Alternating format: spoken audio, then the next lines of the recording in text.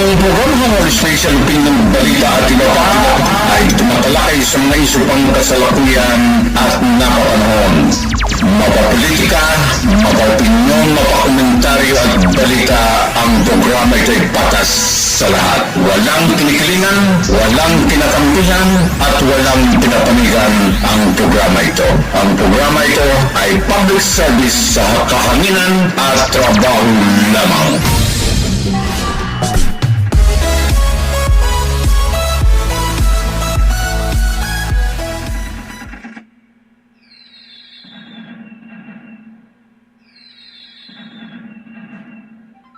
Okay, check natin ang oras natin ngayon at 36 minutos po pasado alas 6.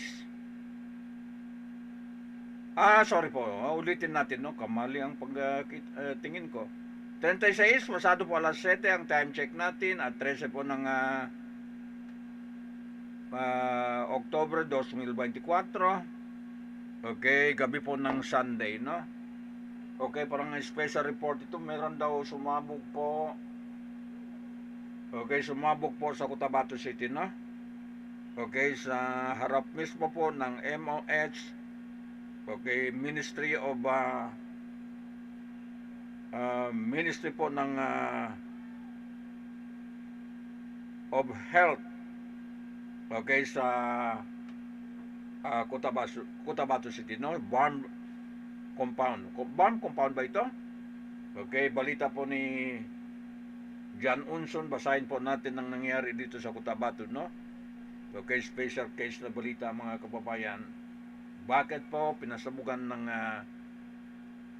pinasabugan po ang opisina po ni Jojo Sinulinding, mga kababayan, no? Okay, bago ako balita, parinig ko muna itong ika-13 po, anibersaryo po ng programa natin, no? Okay. Ginawaan ko po ng audio. Okay, para po sa pagbati natin sa mga magmamahal sa programa, no? Ika-13 na, founding anniversary po ng programa Halo-Halo Special Opinion Balita, diba pa, no? Saka ko basahin ang balita yon. Ito po ay parinig natin, no? Ayan. Mahigit isang dekada na ang programa Halo-Halo Special, Opinion Balita at iba pa sa kanyang sariling tahanan, ADLSN TV News Online Corporation.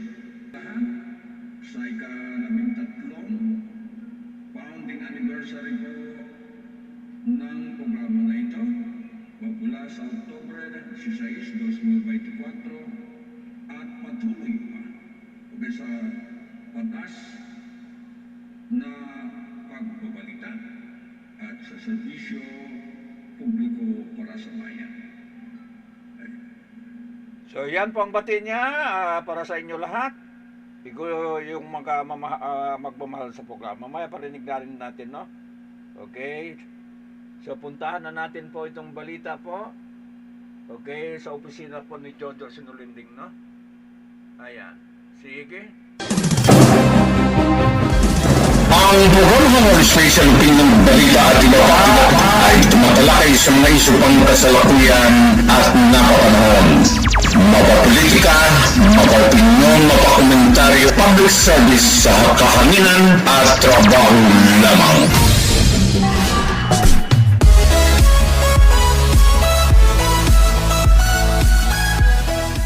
Okay, sa balita pa rin ang consolidated news natin sa gabing ito. Okay, special balita. Okay, dito pa rin sa programa Halo-Halo Special Opinion Balita at iba pa. Kasama po serbisyo publiko tinig ng mamamayan at saka ugnayan sa mamamayan. And then itong pagyakap natin sa mamamayan. Katulad ito, niyakap natin mga balita ganito para sa kaalaman po ng publiko, no? Okay, ayon po dito, blast rank bomb hurt Minister Office compound. Okay, bakit? Ang question natin, bakit? Opisina po ni Jojo Sinulinding. Minister Jojo Sumulinding. Yun ang katanungan natin, bakit? Cotabato City, Philippines, a grenade blast ripped through the surroundings of the office here of the Bangsamoro Regional Health Minister at almost midnight Saturday, October 12. Ano ba ngayon? 13, no? So Saturday. Okay, villagers in a houses around the office and clinic in Sinaida subdivision in Cotabato City of the physician ophthalmologist Dr. Kadil Jojo Monera Sunulinding Jr. said on Sunday morning that the bombing was perpetrated by two men riding a motorcycle together. Yun po nakita mga kababayan, no?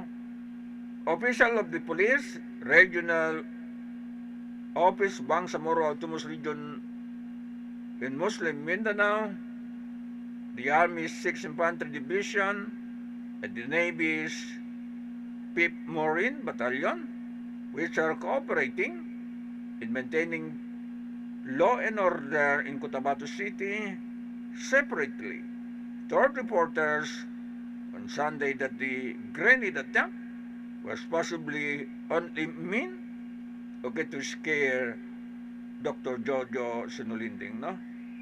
Ibig sabihin, tinakot lang. Tinakot lang si Dr. Jojo, no? Okay, Sinulinding has no known enemies and is a very popular for his humanitarian missions, okay, benefiting poor Muslims, Christians, and members of a non-Moro indigenous tribe afflicted, okay, bakit yan malakas ang kuwan? Okay, afflicted with the cataracts,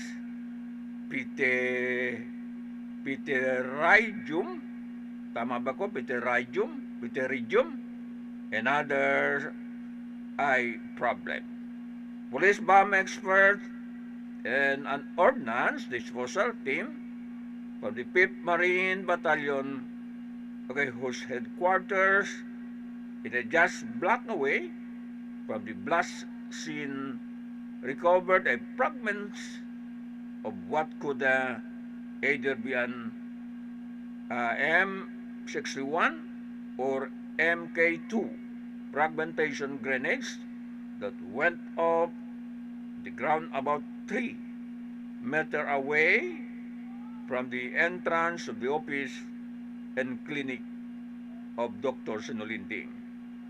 Okay, Sinulinding, who was designated as a regional health minister of the Bangsamoro Autonomous Region in Muslim Mindanao only last May by BARM Chief Minister Ahud Balawag Ibrahim, was appointed as a member of the region's 86th Parliament, President Ferdinand Marcos Jr. in August 2022. He had also served as a regional health secretary of now defunct Autonomous Region in Muslim Mindanao, which got replaced with a more empowered BARM by a plebiscite in the 2019, a product of a 22 years of peace talk between the Malacanang and Pron. So yan po special balita ngayon sa sa gabing ito mga kababayan, no? Magbalita din ako bukas pero inuna ko yun kasi lagi tayo nakalinya po ganito pag may mga kaguluhan, mga suki, no? Trabaho ng news natin mag-monitor po ng mga importante balita katulad nito mga kababayan para ma-aware ng ating mga kababayan, no? Sa Cotabato City. Sige.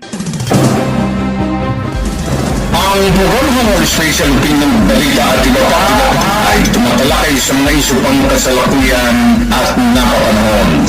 Mapapolitika, mapaopinyon, mapakomentaryo at balita, ang programa ito ay patas sa lahat. Walang kinikilingan, walang kinakampihan, at walang pinapanigan ang programa ito. Ang programa ito ay public service sa kahanginan at trabaho lamang.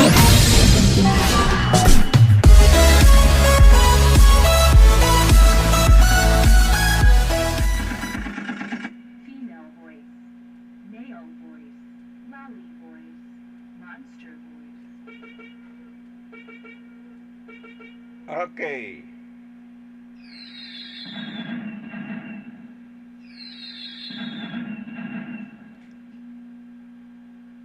Okay, bumabati naman uli ang ating programa. Ika-13 anniversary po ng programa ito, no? Okay, sige po. Ayan. Mahigit isang dekada na ang programa Halo-Halo Special, Binyong Balita at iba pa, sa kanyang sariling tahanan, ADLSN TV News Online Corporation. Ako po ay bumabati sa lahat sa ika-13 founding anniversary po ng programa na ito, magmula sa Oktubre 16, 2024, at patuloy pa sa patas na pagbabalita at sa serbisyo publiko para sa bayan. Okay. So, anong susunod na balita natin mga kababayan, no? Okay. O bukas na lang ako magpatuloy ng balita. Importante lang, okay, mabigay natin ng news ito, no? Ayan. Sa BAM region. Ayan. Sige po.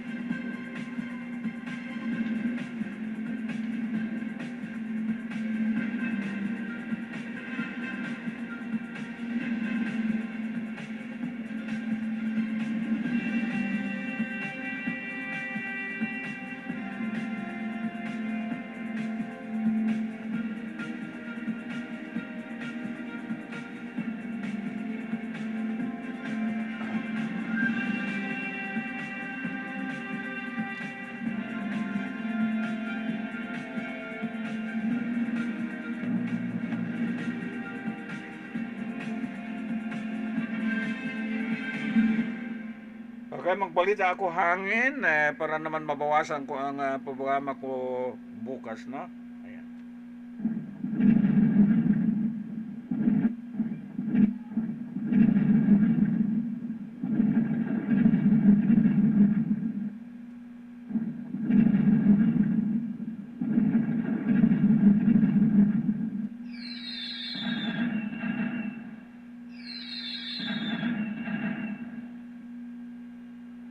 Ang panahon ngayong araw ng linggo, Okay, balitang hangin. Sino ito?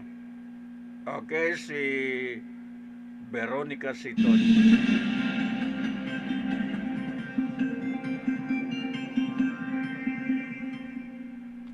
magandang hapon. Update na muna tayo sa lagay na ating panahon ngayong araw ng linggo, ika-13 araw ng Oktubre, taong 2024. Sa kasalukuyan nga ay itong shear line nakakaapekto sa may extreme northern Luzon. Kaya ito yung nagdadala ng maulap na papawirin at mga kalit-kalit na pag-ulan, pagkid at pagkulog sa may Batanes area.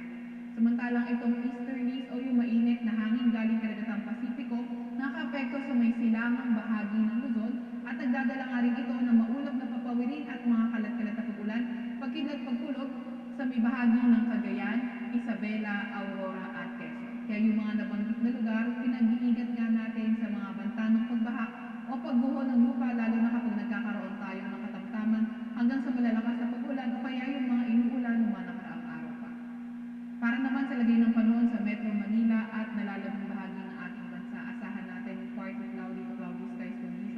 na may mga pulong-pulong pag-ulan, pagkidlat, pagkulog. Yung ating mga kasamahan sa Regional Services Division ay maglalabas ng mga thunderstorm advisory, rainfall advisory o hindi kaya heavy rainfall warning kung kinakailangan. Sa kasalukuyan rin nga ay wala naman tayong monitor na low pressure area or bagyo sa loob or malapit sa ating Philippine Area of Responsibility. Para naman sa lagay na ating panahon bukas, asahan naman natin na posible itong easterlies magdala ng maulap na papawirin at mga kalat-kalat na pupulan, pagkidlat pagkulog sa may Batanes, Cagayan, Isabela, pati na rin sa may Aurora. Para naman sa Metro Manila at nalalabing bahagi ng Luzon, particularly sa Pag-Istay, ito yung mga tsansa na mga localized na Luzon.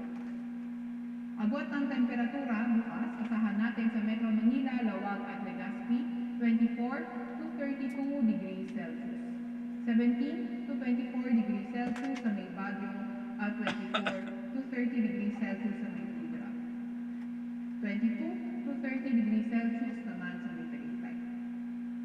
Agwat naman ng temperature 5 to 32 degrees Celsius at 26 to 33 degrees Celsius sa may Kalayaan Islands.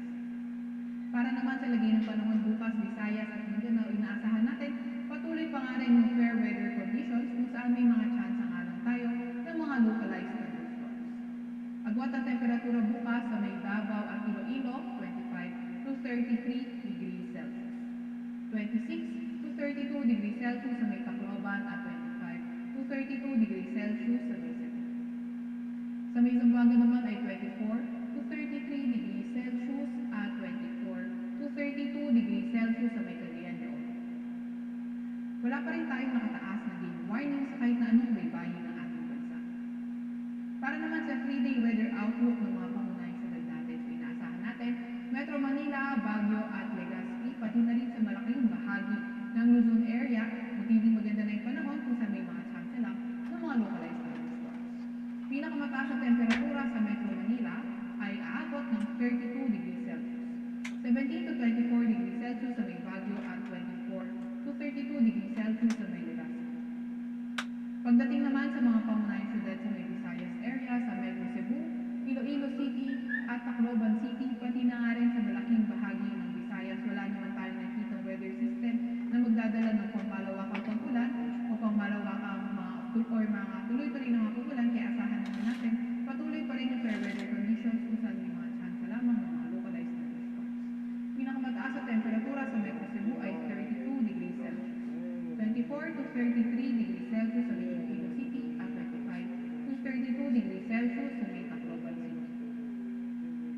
Para naman sa area ng mga pangunahing syudad sa Mindanao, sa Metro Davao, Cagayan de Oro City, Zamboanga City, katulad nga sa may Visayas area, wala rin tayong nakikitang weather system na magdadala ng magdamagan o pangmatagalan ng mga pag-ulan, kaya asahan pa rin natin fair weather conditions with chances of localized thunderstorms. Pinakamataas sa temperatura sa Metro Davao, 34 degrees Celsius, 25 to 32 degrees Celsius sa may Cagayan de Oro at 24 to 33 degrees Celsius sa may Zamboanga City. Sa Kalakhang, Maynila, ang araw ay lulubog ng 5:37 ng hapon at sisikat bukas ng 5:47 ng umaga. Huwag magpapahuli sa update ng Pag-asa, i-follow at i-like ang X at Facebook account DOST_Pag-asa, mag-subscribe din sa aming YouTube channel DOST-Pag-asa Weather Report, at para sa mas detalyado na impormasyon, bisitahin ang aming website pag-asa.dost.gov.ph. At yan ang muna ang latest mula sa Weather Forecasting Center ng Pag-asa, Veronica C. Torres.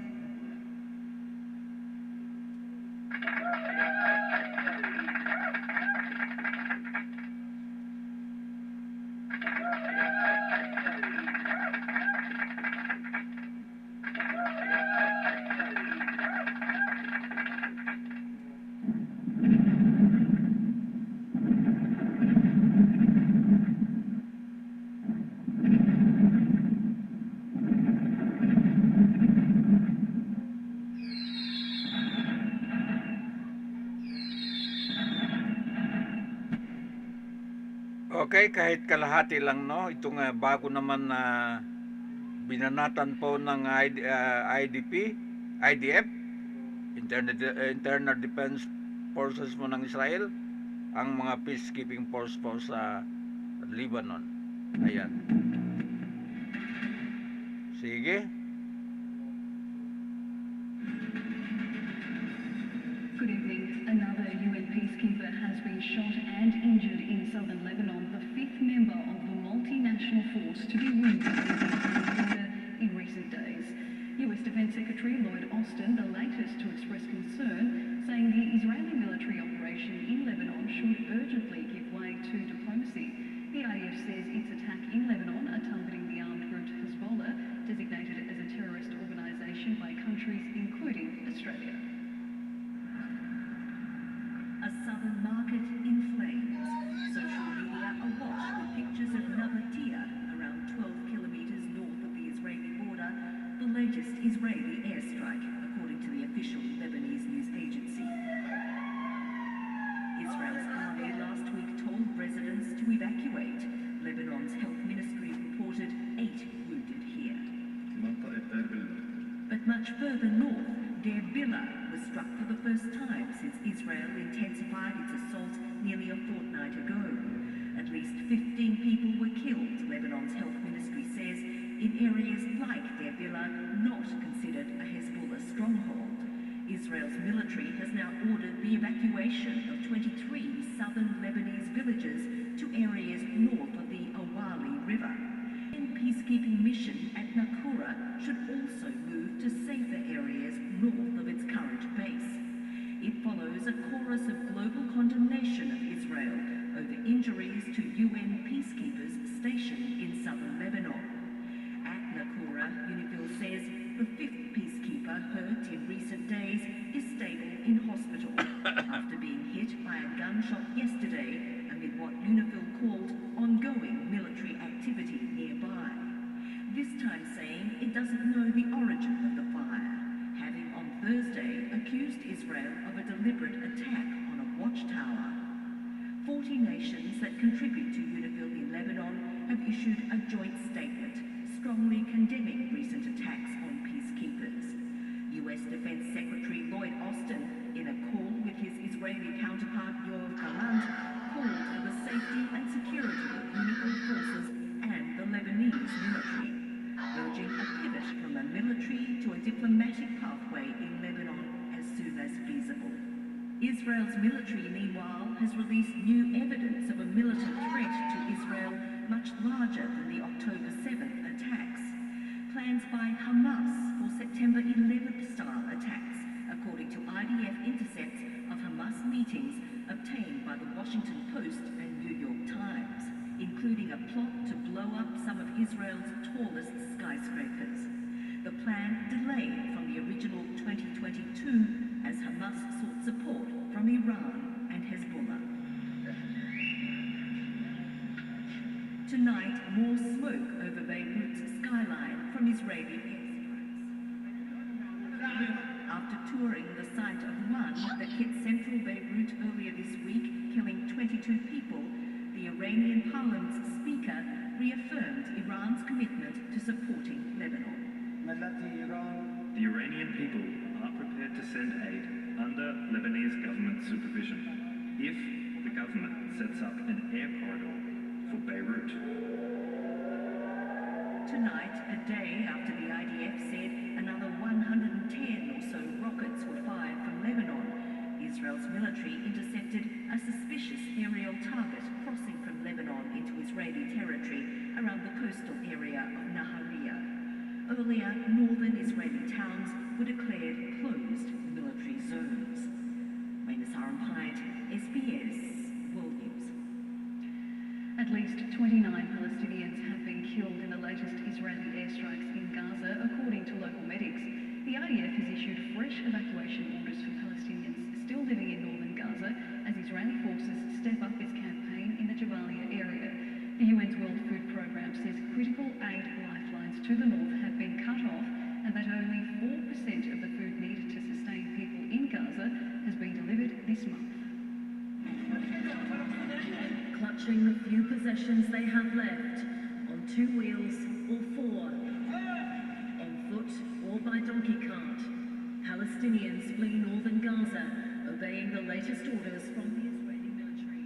نزلوا مناشير اليوم واحنا هاي طالعين، شوف اي مكان امن نقعد فيه، مش مكان امن. an army spokesperson calling for an immediate evacuation, saying the IDF is operating with great force against the terrorist organizations and will continue to do so for a long time. As the IDF ramps up its offensive on the ground and from the air around the area's largest refugee camp, Jabalia, the UN estimates some 400,000 people remain. The Israeli army also telling northern Gaza's overwhelmed hospitals to evacuate patients and medical staff in what the Palestinian Red Crescent Society says was a complex mission that lasted 12 hours. 16 patients and 14 of their companions were transferred to a hospital in Gaza City. The UN's World Food Programme says no food has made it into the northern Gaza Strip since October the 1st, with all main crossings and sustained access. It said it is virtually impossible to reach the people in need. People have run out of ways to cope, food systems have collapsed, and the risk of famine is real. Elsewhere in the Gaza Strip, Israeli airstrip at least 7 Palestinians, said to be from the same family, taken to a hospital in central Gaza. And anger in Tel Aviv too, where protesters maintain pressure on the Israeli government to demand a deal to return the remaining... Our Prime Minister, that there's many things that they need to ask for forgiveness about, and the number one thing is that they need no hostages. Many families of those still held captive have accused Benjamin Netanyahu of sacrificing their loved ones. The Israeli leader insists that maintain the best way to secure their release. Rochelle Harrison-Pless, SBS World News. Kamala Harris has accused Donald Trump of a lack of transparency in not making public his health records after her White House doctor released a summary of her medical history. The White House physician pronounced her in excellent health. 59-year-old Kamala Harris drawing the distinction between herself and Donald Trump, who at 78 is the oldest person to become a U.S. presidential nominee. I think that it's obvious that his team, at least, does not want the American people to see everything about who he is. Her 2-page White House medical summary concludes she has